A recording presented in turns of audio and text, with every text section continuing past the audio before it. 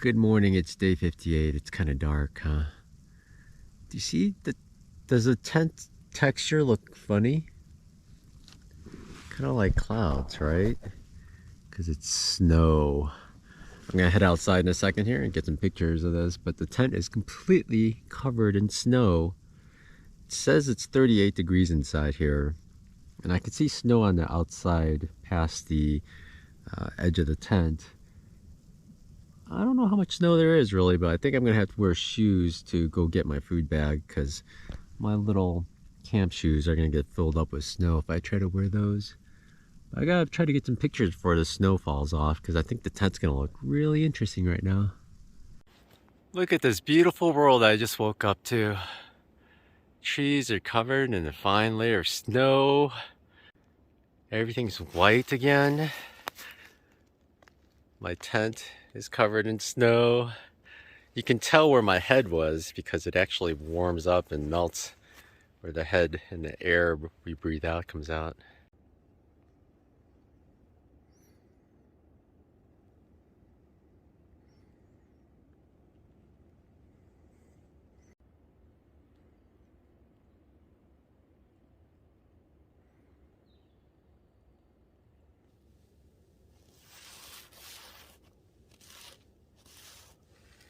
It's quite beautiful out here, but I have to go and get my food bag. Fortunately, look at that. The trail is like thawed out enough. You can still make out the trail, but it's super white out here now. Just a little dusting of snow. What's funny is the trail is thawed out. I wonder why the snow didn't stay on there. It's weird. I guess the ground kept enough heat, but let's go get the food bag now. Even the privy looks beautiful with the snowy rooftop. A little bit of snow everywhere, and the field is covered in snow with a little barren trail going right up to it. It's all beautiful. I don't think I've ever shown the inside of a privy, but this one's a nice one. It's got a nice door. And this is basically it. It's just a hole in the floor. And I believe every once in a while they swap out the two floors so they can make a new pile under here when that gets too big. And these things have leaves and other stuff in there you put in there after you go. And no, there's no toilet paper or anything like that around here.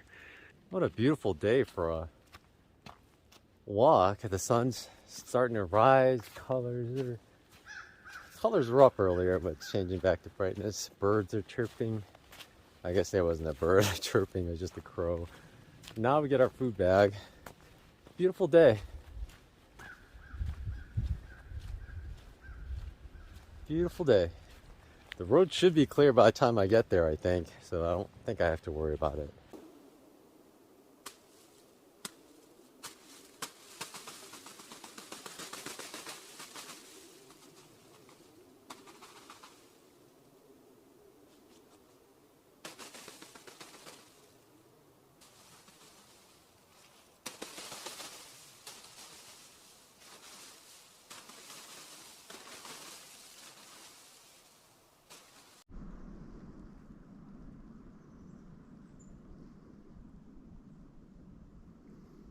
Since I woke up, I've been dreading this part the most. Taking down a snow-covered tent. I'm just gonna wear my gloves this time. I know the gloves will get wet, but the alternative is just absolutely frozen fingers, and I hate that. One thing I like to do before I take down a tent is I use a rag to wipe down the snow. I don't like to use my gloves, and the gloves will get wet quicker, so you just use a rag and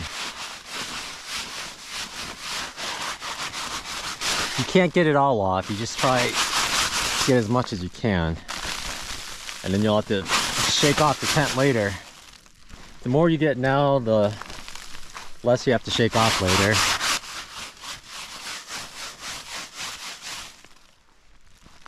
And the tent will just weigh less. And the rag is going to be pretty icy. Oh, it's just ice up top. It's not even snow anymore up there. Look at this tree right here. Just beautiful, right? With the sun hitting it now. I saw it earlier, but now with the sun, it's just amazing looking. Yeah, I find the rag really helps loosen it up. So it gets most of it off, and then if you didn't do it and you shook it, a lot of it still stays. But it does, like, as you go over the surface, it loosens it up. So most of it's off already, so when I shake it, a little bit more will come out. But I think without the rag, it's a lot harder to shake it and get everything off. So it definitely helps reduce weight, so I would definitely recommend using a rag.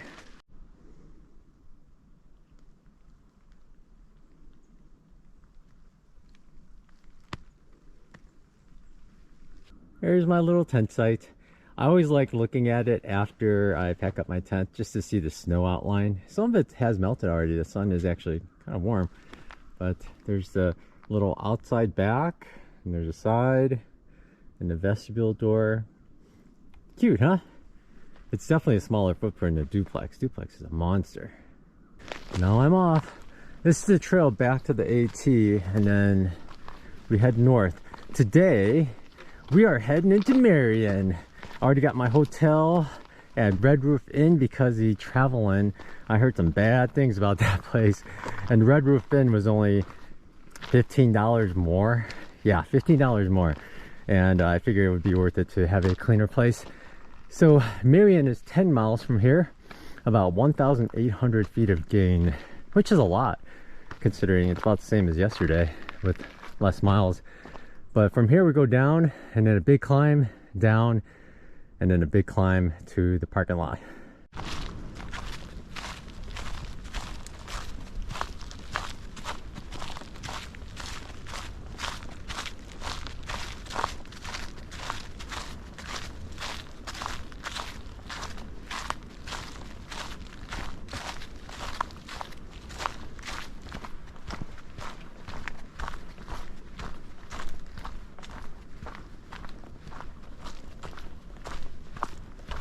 Here's a nice little bridge. I like these stone work on the sides here. But let's see if anybody's walked. Nope. Or maybe the first, no, I see some footsteps. Maybe during the snow or something. It should have been late. But I think I am the first person. Wow, this thing's a little tilted. It's slippery. The life of a mountain stream to wild native trout. I wonder if there are any fish in there now. Oh, nice rock walls again. After the bridge, I saw this here, and I thought it was just someone parking here, sleeping here or something. But it's Jerry from Valley View Baptist Church. He's providing trail magic. Just yesterday, I was telling Tina, I was like, man, a hot cup of coffee, that's a good kind of trail magic. And he had 2 hot cups of coffee for me. So this is Jerry. Hello. Hey. How you doing? How long have you been here? Oh, I set up every weekend from March through June, but I got here about 7 o'clock this morning. 7 o'clock. Got coffee ready, and like I was telling you, we've been doing trail magic since 2010. So our church supports us and provides all the money and the snacks and the drinks. So we've just been, like I say, we've been serving the hiker community since 2010. It's really nice. All right, thank you so much, Jerry. All right, you're well welcome. I'm gonna show him the stickers here. He's got a Mischief support team and a Hawk support team sticker on here. Check the bus out. I need to get some stickers, I think. Well, yeah. Oh, the inside of his bus is nice. He's got this smaller bus, so it doesn't. I mean, but inside it's so spacious. This is about all the bus you need, though. I don't know why people have those gigantic buses, but it's got a nice couch, bed, solar panels that he takes out. It's heated. It's got a 2,000 watt inverter, all kinds of stuff. Pretty nice. But down where I met Jerry, there was no snow, except on the bridge. But generally, it's supposed to be like 3 to 5 degrees Fahrenheit per 1,000 feet. If it's overcast, it's 3. But it's amazing how there's so much snow here. Like there's almost a 10-degree difference from down there to up here. I love how the trees have snow just on one side there. They all have it. It's a good layer of it too. It's quite beautiful. It's funny.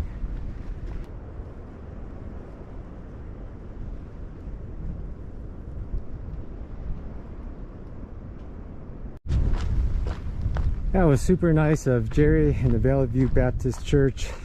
Just yesterday I was messaging with Tina, and then she's been getting a lot of trail magic because she's in the bubble. And I was like, I would love a hot coffee. That would be trail magic for me. A hot coffee in a cold morning is just, I mean, what else better is there? I don't even want food necessarily, but Jerry had donuts and hot coffee. He had a bunch of other things. I just ate some donuts and had a couple cups of coffee. And I tell you, caffeine, whew, I was flying for a while on the downs. Look at this giant vine. I'm always wondering when these are gonna fall down and hit someone. But yeah, the caffeine, I was flying for a while. I was thinking I should have caffeine more often. Maybe I'll fly more. But yeah, that was some well-timed trail magic, Jerry. And how amazing that just yesterday I was talking about that exact thing, and there it was. Just so nice. Although I was there for an hour, so it kind of delayed me. Probably more than an hour, I don't know. But I think we're only about 3.5 miles away from the parking lot to Marion, so not too bad. A little bit of down, a little bit of up. I have to eat though, because I think all my caffeine energy has been burned off. Starting to feel the sluggishness. But here we go. Let's make this little climb here. What a beautiful snow-covered morning, isn't it? Well, not quite. I feel like it's gonna start raining on me. That's why I've been kind of in a rush too, actually.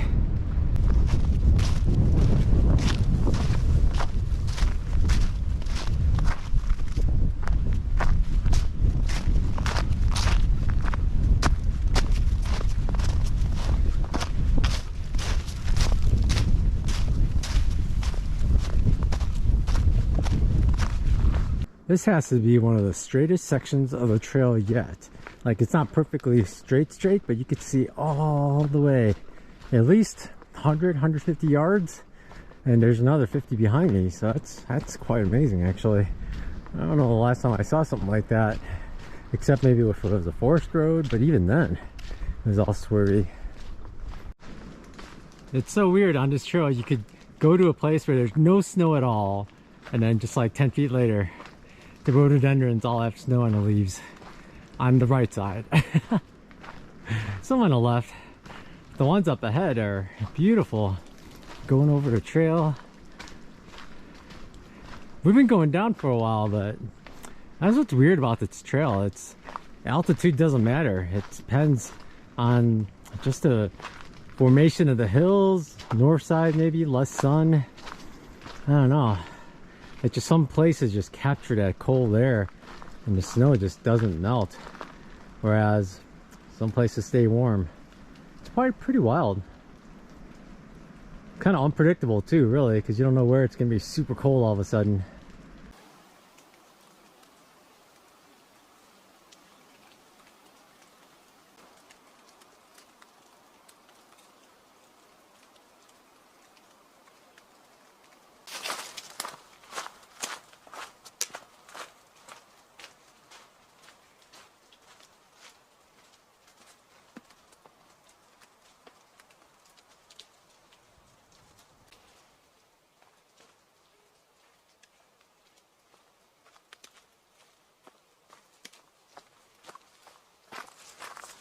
Check out this vine. It shakes quite a bit in the wind. There's two of them. They're intercrossed right there. And there's one just hanging way up top. This one's hanging. It's another one of these where you gotta like run across really quickly. I was wondering if trail maintainers, to get rid of them, they like tie a rope to it and then just go far away and start yanking as hard as they can with a pulley or something, just to yank them down before they fall down. This one goes way up. Way up. This is the partnership shelter. It's right near the road, about 0.3 miles. There seems to be like a wood stove chimney in the back. I don't know what all that's about, but it's a super nice shelter. Everything's brand new. There's a trail register. There's even a metal plate for the table for people with crazy stoves. And I didn't know about this, but there's a ladder up here. It looks like there's an upstairs area. It's probably pretty huge. And it's all in memory of Thomas R. Baldwin. a lover of the Virginia mountains. Wow, it's a pretty nice shelter. Super nice. In front of the shelter, there's even a fire ring with benches, and looks like you got decent views. And further over, there is a pit toilet, and it looks like it's either a bear box or like an electrical box. I don't know. I guess there's no electricity here, so maybe a bear box. And there's a building. The road is nearby. I'm gonna try to get a ride into Marion. Let's see if someone is gonna head that way. I didn't call a bus. There is a bus service, but you gotta call an hour ahead, and I didn't really have good service, and I didn't know when exactly I'd be here. And plus, I thought I'd have better luck hitching. We'll see. I tried hitching from across the street for a little while, but the wind is picking up and I'm just getting too cold. So I'm gonna go over to the visitor center. It's closed right now, but they say there's a phone outside somewhere that we can use and actually make calls. So I'm gonna try to call a shuttle and pay $20, because that might be the quickest option. But there is a free bus that comes in an hour, so I have to sit somewhere for an hour. But I'll try either right now. Hitching, ran out of luck. This isn't looking good. I found the phone, but every number I try, it says it can't go through. Nothing is working. And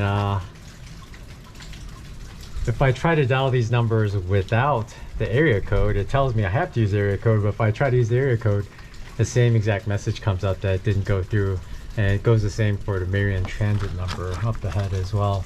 So I had some service down at the road, so I'm gonna save these numbers and I'm gonna go down to the road and call them, hopefully.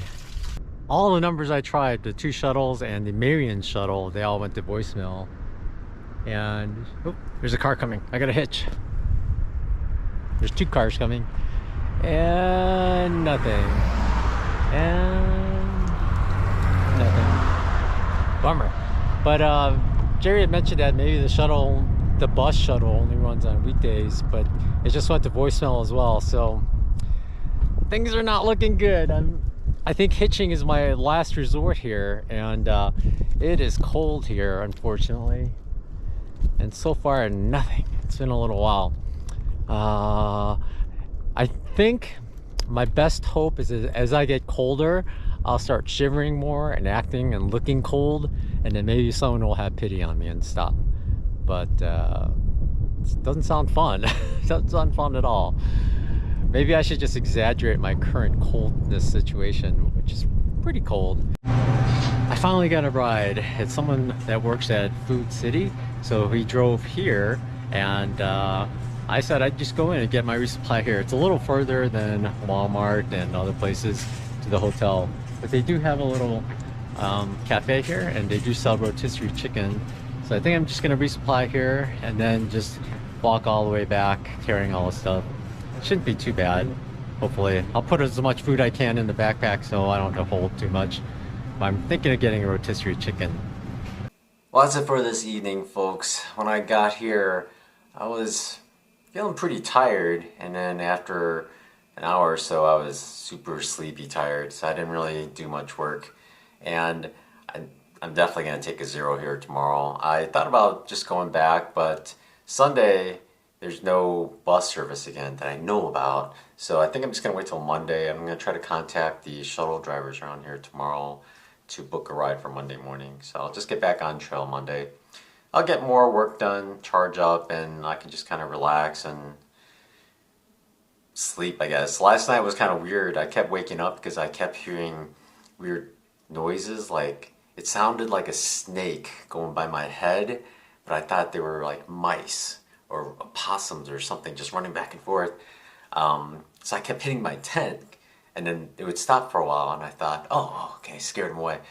But I think what happened was the rain occurred overnight, and then it froze, and as it kind of melted near above my head because it's a little warmer, it slid off the tent, so it kept making like noises. So I kept thinking it was little critters, but it wasn't. It was just ice and snow drifting off the top of my tent. Kind of weird, but it's been since Damascus I haven't had good service, so I was able to just check all my messages and everything. And I found out a longtime subscriber. He has a YouTube channel. It's called Random Adventures 2.0. I'll put it in the description below. I guess he had a stroke, so he's trying to recover from that, and that's really tough. I hope you get better, Tony. It's so tough when you lead an active life and then just something just randomly just happens like that, and pretty tough. So I watched, he had a premiere video tonight, and he's still recovering. He's having trouble typing because of it, and he left me a couple of voice messages, and that's super tough. I hope you get better, and I hope you get out there, and I hope April's challenge is something you can meet that on. We'll see. But yeah, everyone, if you can, just kind of visit his channel and just wish him well, because a stroke is one of those things. It's like a heart attack. Stroke is probably even harder to detect before it happens, and it could happen to anybody, really. It's a pretty tough one. So hope you get better, Tony, and thank you for watching, everyone. There will be no video tomorrow because I'll combine tomorrow into today's video again. So I guess I'm not going to say goodbye to everyone. I'll say goodbye to everyone tomorrow. But for Saturday night here at Marion at Red Roof Inn, you all have a good night, and I'll talk to you tomorrow.